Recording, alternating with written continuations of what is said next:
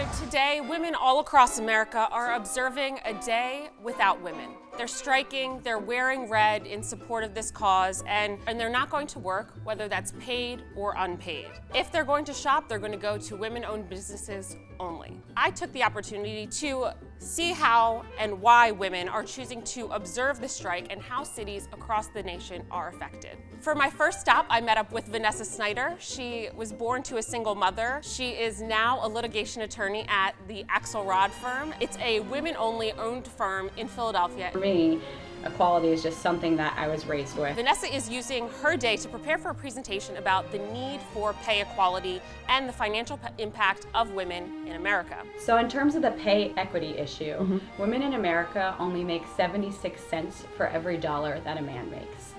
In terms of African American women, they only make 69 cents for every dollar a man makes. Wow. And Latinas, this is gonna blow your socks off. Okay. 55 cents. Are you kidding for every me? dollar? No. Unfortunately, it's not true. But how, Okay. except that it is. So how do we combat this issue? Why is a strike the best way for women to show their support of this issue? I headed over to City Hall to speak with Councilwoman at Large Helen Gim to see what she thinks about the issue. It's a bit of a skeleton crew at the Councilwoman's office because all of their female staff is on strike today.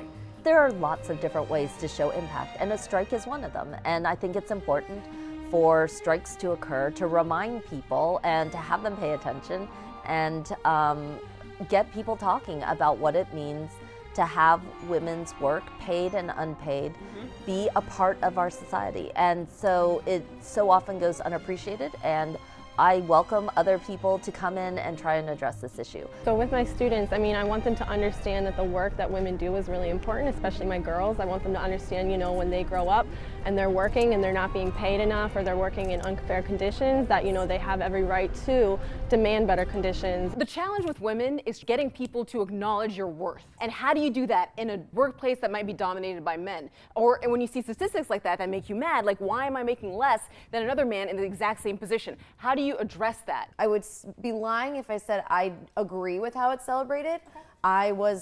I feel excited to come to work and be respected in the position that I'm in. I think that's great, but I don't think that we can rest on our laurels. We need to be able to push this forward. We need women to understand that, yes, it's great to come to work, and it's so great to take pride in that, but it's also important to understand your worth and to understand that you should be paid equal to a man. Yeah, I completely agree that women should be paid equally, but a lot of the teachers in government jobs, that's all public record. If we're concerned that female teachers are making less than male teachers, go check your public records. Here's the problem with the whole thing. We have to take action. It's all based on a lie. That's the problem. So what lie is that? What's not true. There is no income inequality. It literally doesn't exist. Bill Spadia?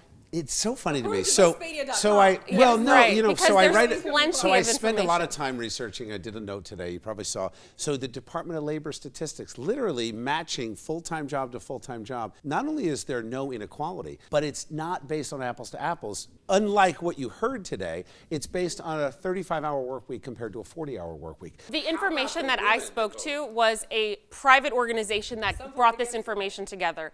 It is based on fact, regardless of what you choose to believe, Ariane, and yet it is. I look forward for everyone to fact check what you're saying because it's incorrect. Read the note. That's why I put the note out. I read the note.